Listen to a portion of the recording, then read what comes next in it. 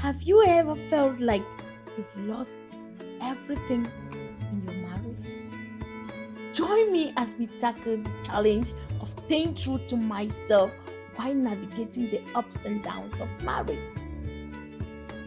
Marriage is often touted as a beautiful journey of unity and togetherness. And isn't it? But let's be real. It can also be a breeding ground for losing ourselves in the process. We get so caught up in being a team, in being partners, in being one that we forget to maintain our individuality. And that's a recipe for disaster. Welcome to Miraji's channel. If this is your first time, please remember to join our community of kindness. I have been married for 18 years with 3 kids, so I share everything from experience. We've all seen it happen. 2 people who were once confident, independent, and full of life suddenly become one person losing their sense of identity in the process. And it's not just the woman. Guys can lose themselves in marriage too. But why does this happen?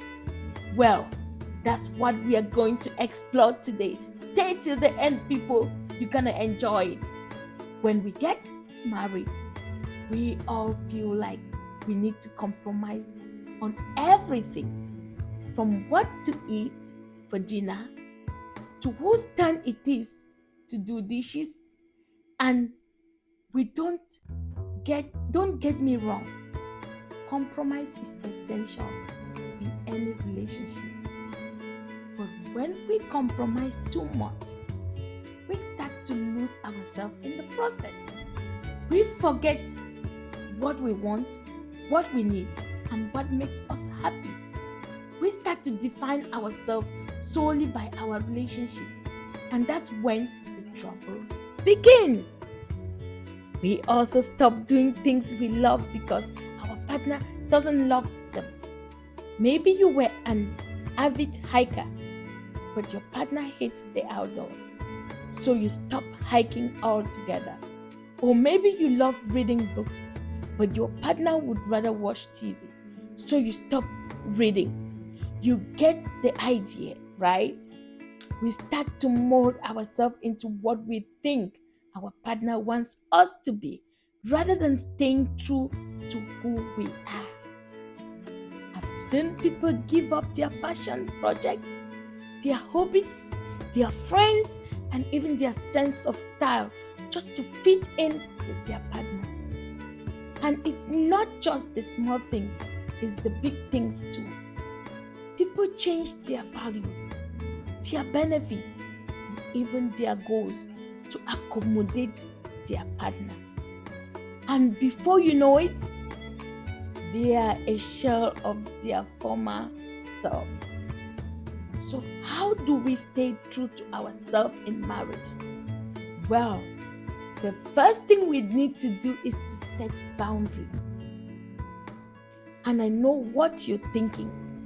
Boundaries are restrictive. They are limiting, right? They are unromantic. But trust me, boundaries are essential in every relationship. They help us define who we are, what we want, and what we need. They help us communicate effectively with our partner and avoid resentment. Another thing we need to do is pursue our individual interests. Just because you're married doesn't mean you can't have your own hobbies, your own friends, or your own passion. In fact, having your own interests can bring a fresh perspective to your relationship and keep things exciting. We also need to maintain our own identities outside of our relationship. This means continuing to grow, to learn, and to evolve as individuals. It means having our own goals our own aspiration, and our own dreams. And it means not being afraid to express ourselves, even if that means disagreeing with your partner. I want to share a personal story with you.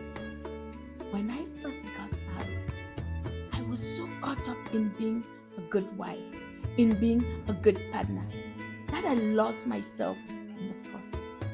I stopped doing the things I love. I stopped pursuing my own passion, and I stopped being me. And let me tell you, it was a dark time. I felt like I was drowning in my own relationship. But then I realized that I needed to take control of my life, of my identity, and of my happiness. I started pursuing my own interests again and started setting boundaries.